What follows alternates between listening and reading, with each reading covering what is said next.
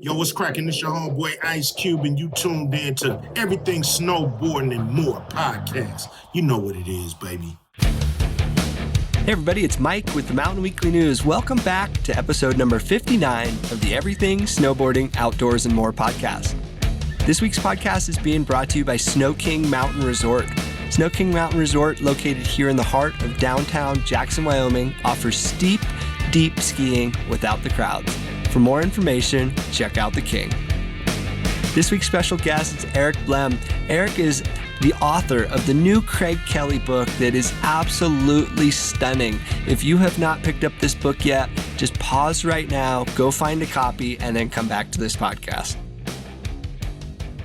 Well, ladies and gentlemen, this week's special guest is a famous author, bestseller, Eric Blem, former Transworld editor-in-chief, and honestly, he's here to tell this story about Craig Kelly, the author of the new book. I mean, it is absolutely stunning. Eric, let me just start by saying, The Darkest White, a mountain legend, and the avalanche that took him, the hairs on my arm are standing up right now. This was an amazing, amazing read. It was great to listen to as well on the Kindle. And I can't thank you enough for taking the time to write the story of Craig Kelly and kind of the events toward the end of his life that happened. Dude, I can't. That's amazing. That reaction, and I just I'm humbled and honored to be here, and so many people have been just taken by the story. And literally 10 minutes ago, one of the survivors of the Avalanche wrote me, who I interviewed, and just gave me her feedback, and it was just very much she just said that she was actually kind of on edge, and she just said, I think it's going to take me several days to recover from reading about it, because she said, you put me back in that moment. And it was really great. And that's kind of what I wanted to do. I wanted to give a really raw account of what happened, so people will think a little more, pause maybe in their own situations. But yeah, we can get into that later. But yeah, just kind of interesting how you brought that up off the get-go. And literally like 10 minutes ago, I got an email from one of the survivors who just finished reading the final book. I mean, it's amazing. Everybody I've spoken to is having a similar reaction. Anybody that's in the snow sports world that hasn't read it, I'm sure they're going to have a similar reaction. And one of the things for me that was really special is this wasn't just a story about Craig and Craig Kelly. This was also a story about the Mount Baker hardcore. And this was also a story about how snowboarding was introduced to the Pacific Northwest. Yeah. Totally. And I mean, there's always been the stories and the legends, and I'm not a Pacific Northwest local. I'm an outsider, but I had my questions over the years, and I just wanted to kind of pay homage to some of the people who maybe don't have their names mentioned in the past, and some of the events that a lot of people haven't heard about, and tie that all together with Craig's story, which began right then and there as well. And I just thought it was interesting to find out just some of those little details of those first runs that he took, for instance, with Dan O'Donnelly and with Jeff Fulton, and also just to even dig back further and figure out how the heck did the first boards show up in the Pacific Northwest? How did those first boards end up in Fulton's Schwinn Cyclery in Mount Vernon, or down at the Dobus's shop as well, Bike Works? Yeah, it was a detective endeavor, really, to try and piece it all together. And at the end of the day, yeah, I was stoked, because not all stories get in there, and I was hoping it wasn't going to bum some people out, but everybody, even those who were potentially involved or at arm's length from several of the events that occurred, they're all just like, you nailed it. Yeah, I mean, and the fact that anybody in the Pacific Northwest is going to really, really dive into this. I mean, you're talking about George Dobus and, the old Mount Baker snowboard shop. And you're talking about, I met Fulton when I actually moved up to Mount Baker for a winter. And I met this guy Fulton, and I just thought, oh, it's just some dude. He works construction, some old guy. People said he used to snowboard type of thing. I had no idea. It wasn't until right now reading this book, I'm like, are you kidding? That's who I was I was in that guy's presence and his family. And I don't want to ruin the book, but, it's so cool that you, obviously your background, in writing and being an author, I mean, you dug deep. And my question, why now? It's been over 20 years since Craig left us. Why was the timing now to write this book? Wow. Well, I mean, it took me 5 years to write it in total. For background, when Craig passed away in January 20th in 2003, I wrote a story about to celebrate his life, a tribute to his life, for Transworld Snowboarding magazine. And I also wrote one for Couloir magazine and a couple shorter like obituaries for smaller like Outside magazine. And I think Ski Show Daily, they wanted me to write something because I had traveled with Craig and had connections with those publications. So I became the person they kind of went to and said, hey, you know Craig, right? Yeah, can you write something? So I went to his memorial service. And so really the research started then and there. And also just following the events of the Avalanche, wondering what the heck happened. How did this many people get caught in this avalanche? How did Craig get caught? Because he was so smart. And so that's how long ago it was. But roughly 6 years ago, when it had been about the 15-year anniversary of Craig's death, I was in a lift line. And this kid, probably in his 20s somewhere, looked over and looked down at my board. And I had kept, when Craig passed away, there was a kid in Park City who him and his brother made Craig Kelly as my co-pilot stickers.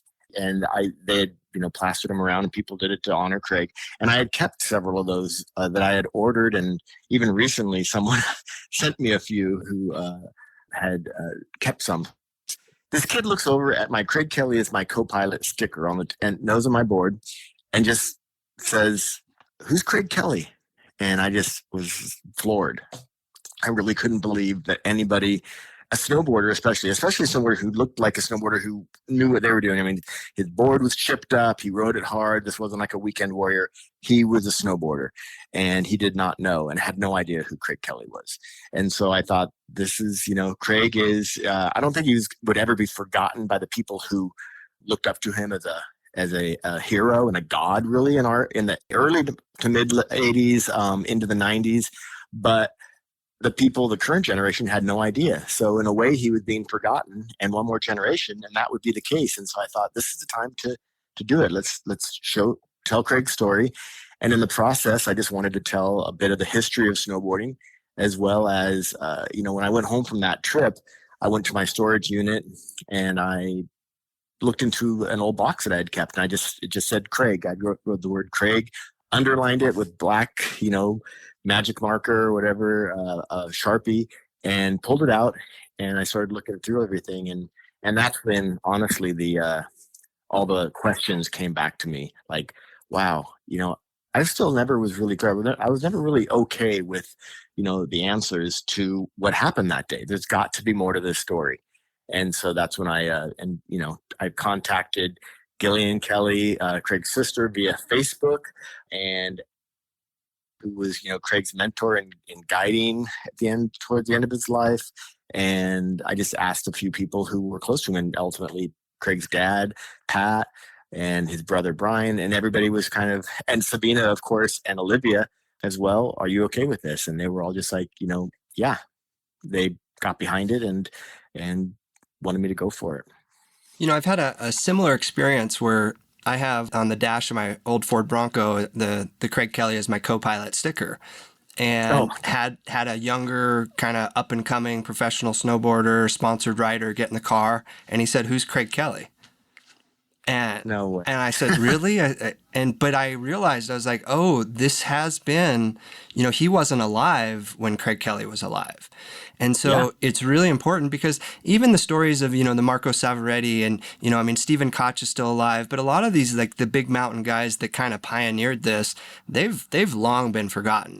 People kind of know about Jeremy Jones now because of what he did, and Jones Snowboards, and he's the face, and, the current generation knows of Travis Rice. But you pull back 10, 15, 20 years, it's really easy. And I think this has happened, in skateboarding and surfing as well, where it's kind of easy just to forget about the people that were kind of the pioneers, the ones that really led us into this. And I mean, I can't thank you enough for bringing Craig's story and, the story of Craig Kelly back to life. It's interesting. I talk to Rankwood a lot, and I talk to friends that are from the Mount Baker hardcore in the Northwest, and they mention, when they talk about Craig, they use the word Craig. I mean, they're talking about it like it's their friend, and it's, to me, it's like I never got to meet Craig Kelly. It's this like legendary person, and kind of the path that I had gone on myself. I ended up taking all my Avi courses, and I did my Avi 1 and Avi 2, and then I did my Avi 3, and I became really big into splitboarding, and like that has kind of become my path. Like the days of competing in the contest or even the big mountain stuff, like that's just that has really disappeared. And like for me, just the love of going outdoors, and I went for a long tour yesterday. I mean, work is just absolutely crazy, and to be out there, I was like so peaceful, and I was like, oh my gosh, like this is why. And actually I had the book on the Kindle, and while I was out there, I was listening to some of the episodes, just being like, or the chapters, just being like, there's so many similarities between Craig and the lifestyle that he lived and the lifestyle that myself and people that listen to this podcast, that yourself, all these people that were touched by the mountains and said, you know what, like I'm going to make a go at this. And, I love how you talk about kind of, again, we think of Craig Kelly as just this guy that's always been snowboarding. And you were actually one of the first people, or the first person, to ever show Craig a splitboard. Is that correct?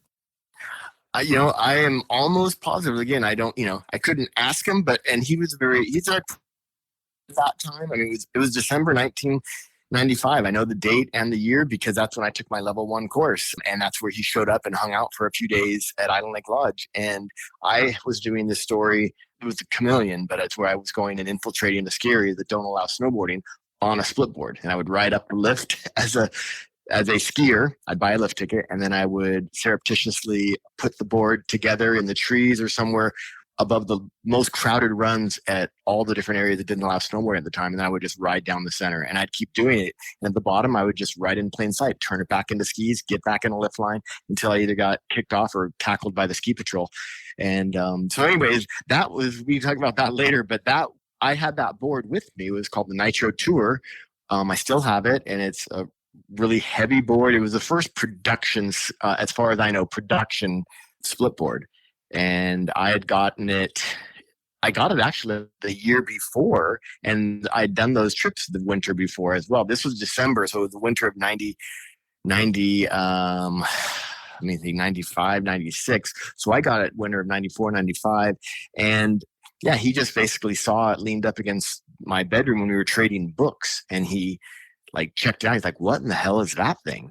But Craig is the type of person who his job with Burton and everything was always looking at gear. So if he knew what it was, he might have just said like, hey, tell me about this thing. Like I was with him at times when I would see him on the hill, and he'd know full well that this kid doesn't know who he is. He's covered with a face mask. He's got goggles on, and he's riding a Burton. And he would say, dude, what kind of board is that? How do you like those bindings? And so he would do this type of thing because he wanted to get an honest reaction from somebody. So he might have known what it was, but his reaction to me, so we could sit there and check it out, was, dude, what is that thing? And then he totally checked it out. And I'm not going to give it away, but his comment at the end of that his first encounter, what I think is his first encounter with the splitboard, was pretty funny. And yeah, right? Totally. And so, I don't want to give away too much of the book. I want to fast forward to kind of Craig's later part in life. Craig had kind of walked away from the professional snowboard industry, no longer was interested in competing, had gotten a taste of splitboarding, had gotten a taste of, that snow up at Whitewater and all through, Baldface and just all the Kootenays. And really, I think he was like, okay, this is what I'm going to do. Realized, okay, now it's time to start getting the Avalanche education, was, going through all the different courses. Then he finds himself up at SWS as I think a tail guide or working under Rudy as kind of like an internship or basically like a test run just to give him some time to be in the mountains. Yeah. No, he was. It was his practicum. It was at Selkirk Mountain Experience SME, and he was still getting ready to take his assistant ski guide exam I believe it was scheduled for February 9th. And so he went up there the first week in January. Rudy actually had 2 different weeks available for him to come up, and he had to pick one of two. Well, the second one that he had available was the same time that would have conflicted with him taking the assistant ski guide exam. And so fatefully, he took the one that he went on, and he was basically going to part of the ACMG, Association of Canadian Mountain Guides. Their suggestions, it's not mandatory, but they suggest, going on a practicum or internship at an area that you're not familiar with a guide that you're not familiar with, and in terrain that you're not familiar with, because that's what you're trying to learn. You're trying to expand your horizons in the mountains. And he had, did his research and honed in on Rudy Begliner at SME because, again, without going too deep into all the details, but he did his research and he found out that to a person that he really respected suggested, hey, there's no better place for to have an internship or practicum than there, for those reasons, for the terrain, for the area. And he was warned. He said, this is a Swiss mountain guide. He's been in Canada for a long time. This is a touring operation, and he's not going to feather your ego. It's going to be tough. You're going to have some tough debriefs. He can be, a tough guy to work for, because he has a great passion for teaching. This guy said, that told him, he said, very much a passion. He's going to make you watch him and learn from him. He's not going to sit there and show you and hold your hand. And this was kind of the reputation that Rudy Begliner had. He was that guy, and everybody knew it. And Craig did as well. And he went there and was going to learn from someone who he respected by reputation. And, I've yet to go up there and experience the operation, but for my IV3 course, we did a report on the accident, and that was kind of our final exam to really dive into everything that had happened. And, this is not a CAT operation. This is not a heli operation. I mean, this is a touring operation. And, it's a touring operation where, you mentioned in the book, a group doing, 1,200 feet an hour type of thing. And, usually here in the Tetons, we say, if you're going 1,000 feet an hour, that's a good pace. 1,200, this is a very high level. I mean, we're climbing, you take a sip and a crumb, like they're not babying you by any means. Yeah. And you actually have gone up there. What was your experience like? I mean, did you feel like, holy cow, like I'm kind of getting my butt kicked here going out on the tours with these guys? Yeah, I have been there. I felt that was really important to go to the place where Craig, ultimately passed, and to experience where he made his final turns, and to also understand how the operation works, so it could better help me understand when I spoke to the survivors and, piece together what happened, that it would, you kind of had to go there. Do you feel that anybody has taken ownership for what happened on that day or the days leading up to it? As a journalist and as a person who tries to keep himself out of the story, I really carefully laid it out in the book. And maybe in a year after the book's been out and people have had their own opinions, I'll let them, I might weigh in on that. But I think that when people read the book and read all the thought processes that were going on, I was very careful to lay that out, right? And show what was going on in Rudy's mind, what was going on in Ken Wiley's mind, what was going on in the guest's mind at the time, as best I could, and piece it all together that way. So I'd rather not comment on that, because I want people to make their own decision. I think that's fair for all those involved. But I do think that by reading the book and getting that full, you get what was never really told before. Even though there was a coroner's report, there was an independent investigation of the report, nobody was ever able to talk to almost all the survivors and piece it together like I have. So again, I'm not trying to sell the book per se, but I don't want to spoil it for people who do want to read it. For sure. And I think the one thing that people can really learn from this book is the human factor.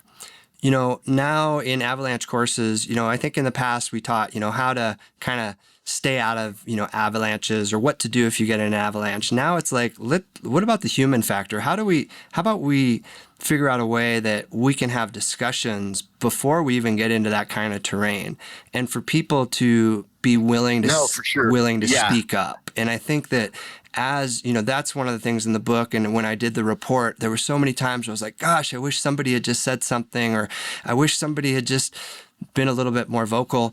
When I ski with people here in the Tetons, I do a lot of guiding with friends and people that come into town. And first thing I tell them when we put our split boards on or they put their skis on, I said, look, if there's anything today that you do that makes me uncomfortable, I'm going to say something. And I'm probably not going to be nice about it. Like and I need you as well, even though I'm leading this group. If you feel uncomfortable at any time, I need you to speak up. And honestly, out of all the people in the years that I've taken in the mountains, I've only had 2 people ever willing to speak up. And they both were ex-girlfriends, and they both had been ski patrollers. And one was up at Mount Baker, and she was just like, we're not skiing this line. And I said, no, it's good. She said, we're not skiing. I'm not skiing that with you. And that's, it's really interesting, just that human factor. And so I hope that when people are reading the book, it's like, again, it's really easy to armchair quarterback, but the way that you laid it out, it was just like, here's the facts, and here's the facts from the people. And you also mentioned that, in trauma and things like this, it's easy to maybe forget things, or even if it's right after the incident happened. And I think that's why a lot of times they do those incident debriefs now, because, it would be really easy just to, gosh, like, did I hear that? Did that person really say that? Like, there's just so many emotions and so much tied into it.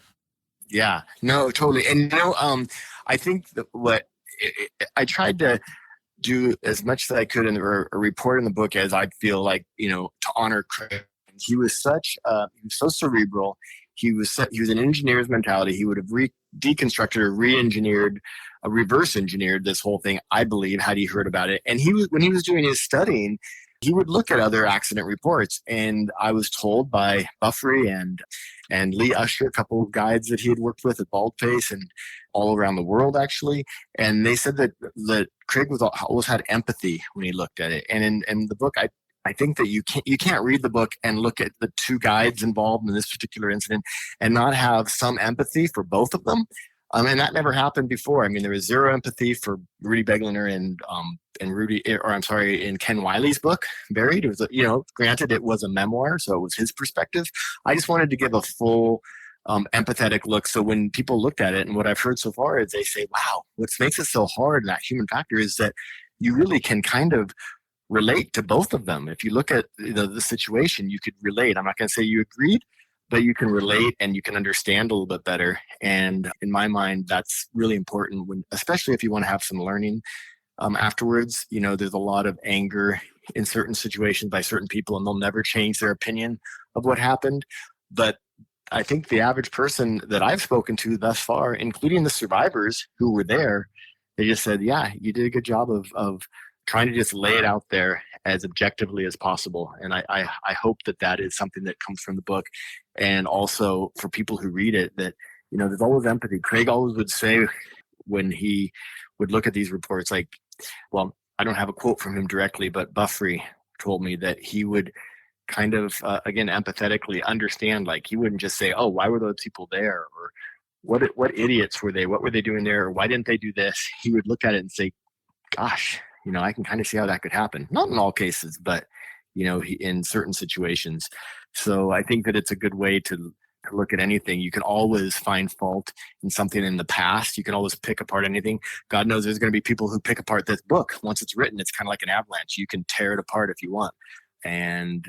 Or any sort of disaster. In hindsight, you can always find the chinks in the armor. But again, I did my best.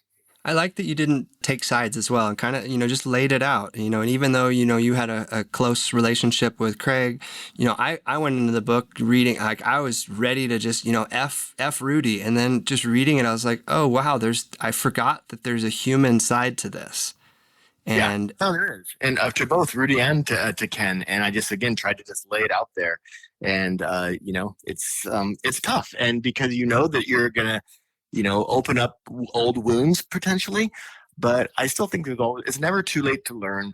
And, the truth will set you free. And there are people who have known things for many years that have just kind of hung on it for a long time. And some of that stuff comes out in the book. And I think that's a good thing. I think it's a good thing for healing for those involved. And I think it's a good thing for people who want to learn by reading and being an outsider, a voyeur looking in on someone else's tragedy. You can learn from that. And, being somebody that's been in the industry for as long as yourself and, living this lifestyle and, still shredding and surfing and everything, how do you think that Craig's death affected the snowboard industry as a whole, and specifically splitboarding and backcountry snowboarding? I think probably had just gotten my first split around that time. But stuff was very, antiquated. We were cutting boards in half and, the volet hard plates with, bindings on top of them. It was very ghetto. But yeah, was there a group of people, and was there, as the industry as a whole, did the industry kind of say, okay, hold on, we need to back off this backcountry thing a little bit? Because it seemed like we were poised to really tap into something big. And then it took another 15, 20 years, 10 years for us to get back to that again. Yeah, no, totally. I think, there's a really good article in Backcountry magazine a couple of years ago. I think Drew Ziff did it on the history of slipboarding. And, there was people before Craig and kind of the original splitboarders who were doing it out of necessity. Like John Buffrey made his first splitboard, and Cowboy in Utah, and whoever it was that did the volley, I'm forgetting names. I so apologize. I don't know that exact specific history. But Dave Downing was really leading the charge in with Burton. But Craig's death was it was at the time, I feel like one of the darkest days in snowboarding history.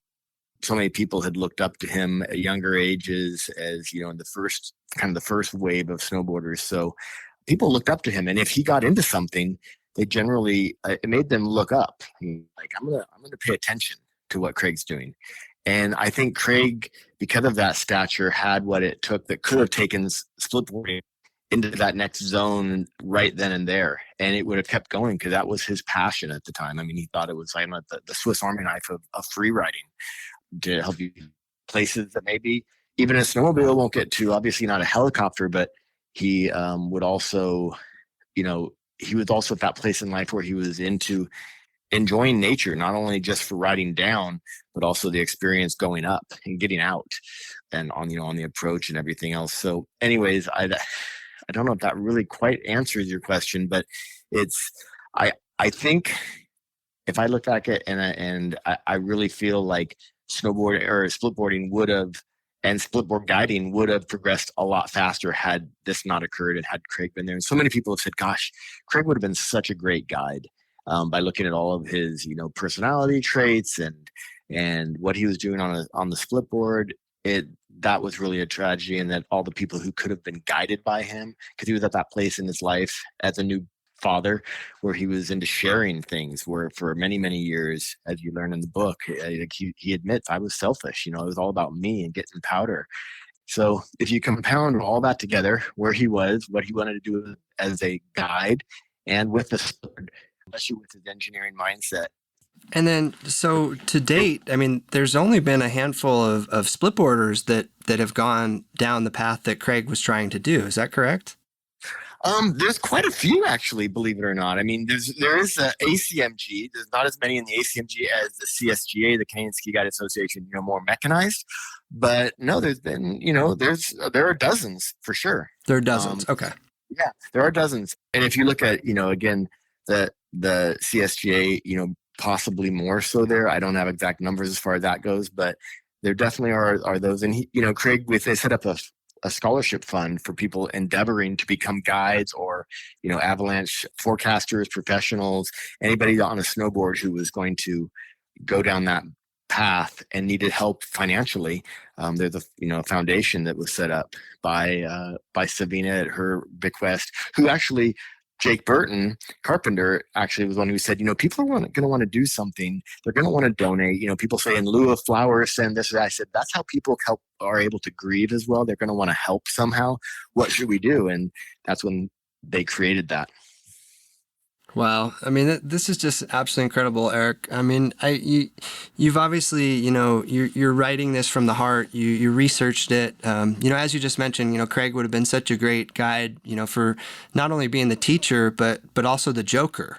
And, I think for people that didn't know Craig personally, I've heard these stories about how he was such a character. And I mean, a practical joker, somebody that, really, and you talk about this in the book. I mean, you add this element, this human element to him. Again, it's easy to kind of put him on a pedestal and this face of snowboarding and, that perfect turn and, oh, look at that, heel side carve and whatever, the toe side. I mean, it's like, that's Craig Kelly, but to hear, the Craig Kelly as the father, and to hear the Craig Kelly that, said, hey, I used to be selfish, and like now maybe I don't need to go jump off that cliff type of thing. I mean, it just full circle. And it's something that probably everybody that's listening to this podcast is going to go through or already has gone through.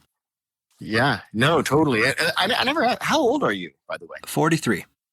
You're 43. Okay. So you are at that age where, it's funny because I'm finding people who are under 40 are the ones who really maybe have not heard of Craig Kelly.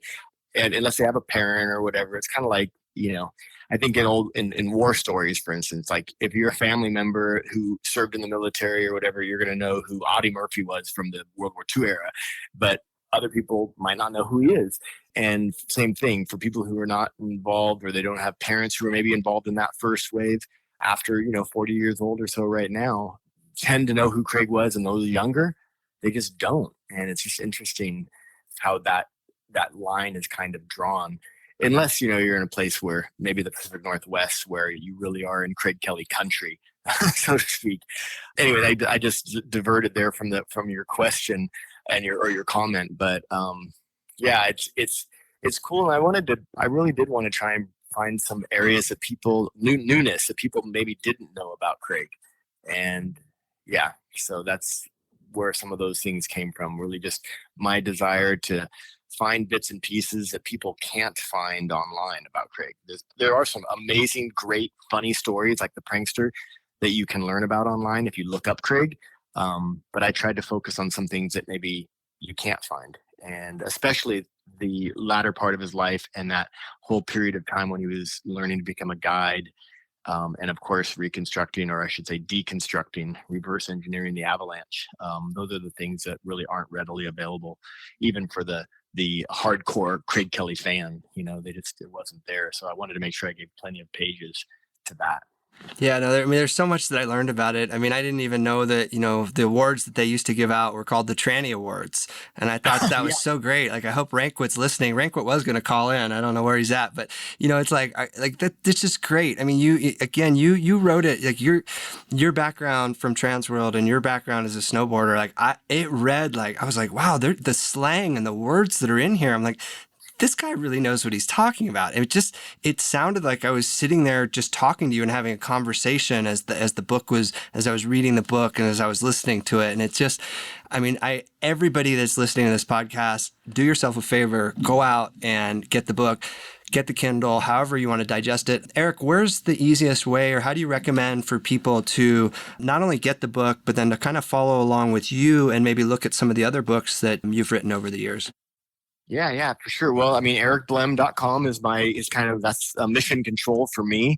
I'm, again, I'm a little bit older. I'm 55, right? So I don't have a massive thing in Instagram, but I'm trying. So Instagram, Eric Blem Official, at Eric Blem Official. Same thing. I think it's official Eric Blem or real Eric Blem on Facebook. I'm on LinkedIn. I'm on what was Twitter is now X. So all those places, social media wise, I'm doing my best. I'm trying to get into that world a little bit before I go into my next cave and write my next book. I'll disappear again for a while.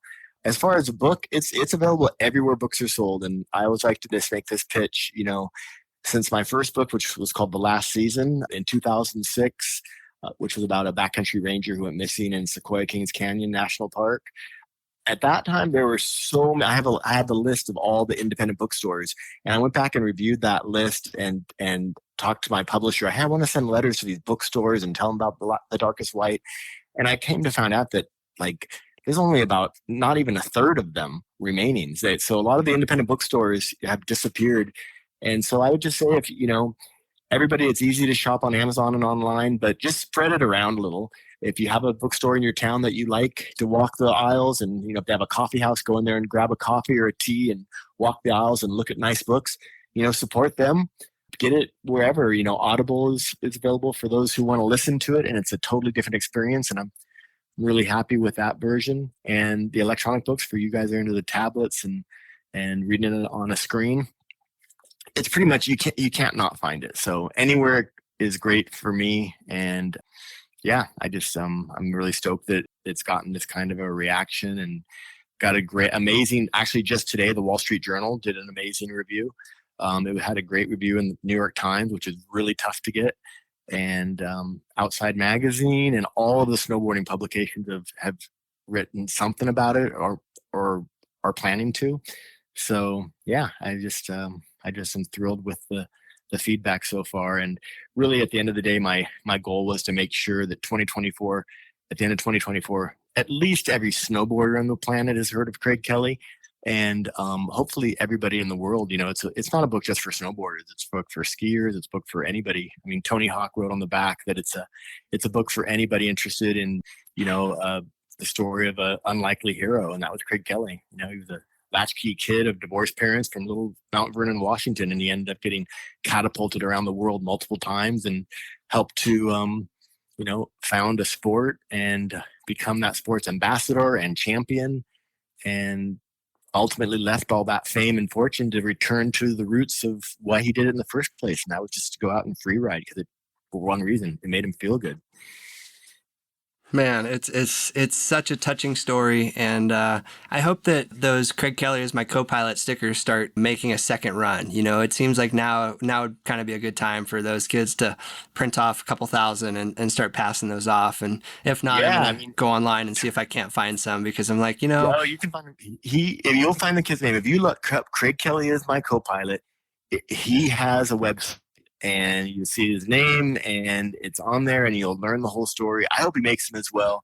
He's honored. I think when people make their own, I made one out of duct tape with like little stenciled letters and put it on my Jones Stratos not too long ago. And I just have a handwritten Craig Kelly and black magic marker on this reissue of Craig's Burton, the Screaming Tree board that I recently wrote a little bit.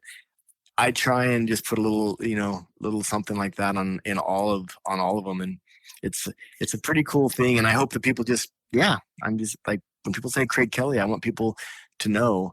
When I tell people who don't know about this sport and don't know who Craig Kelly was, and they can't quite grasp how big he was, I tell them, imagine being into basketball. You go to a pickup game somewhere and you walk up wearing a Michael Jordan jersey.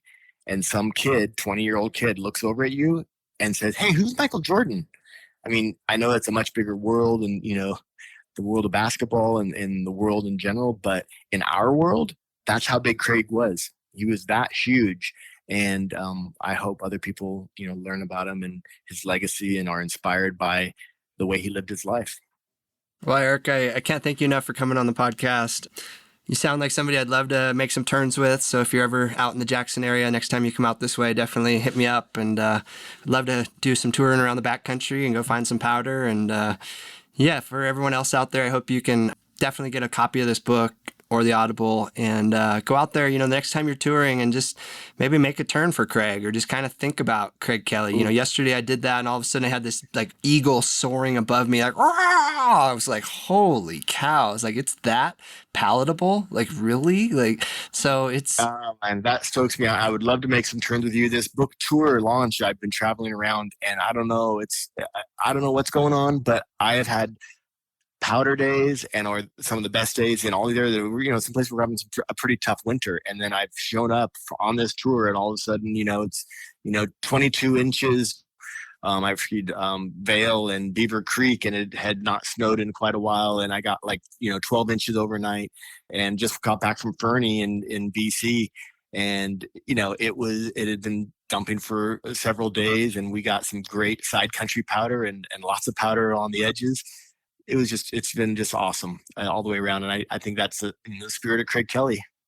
and well. I'm fully grinning ear to ear, smiling, knowing that Craig is stoking you on just these massive powder days, especially when it hasn't been snowing and you're just showing up like, all right, book tour, bam, powder day. Like there's no coincidences in life, especially when it's... Well, I'll tell you what, the book was supposed to launch in like early to mid-January, but because I was late, it actually launched end of February. And had it been that period of time when the book launched, it would have been, Dust on Crust and Groomers. Yeah. Well, thanks again, Eric. Again, everybody, The Darkest White, A Mountain Legend, and The Avalanche That Took Him.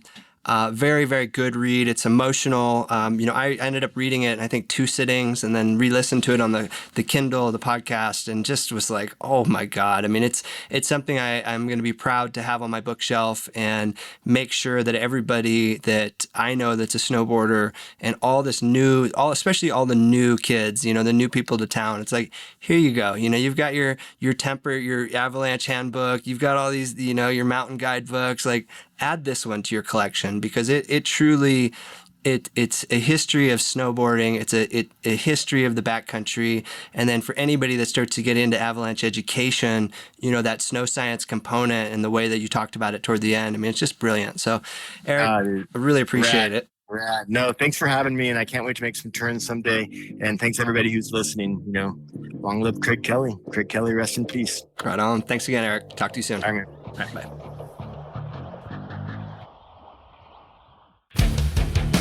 All right, well, that wraps up this episode number 59 of the Everything Snowboarding Outdoors and More podcast.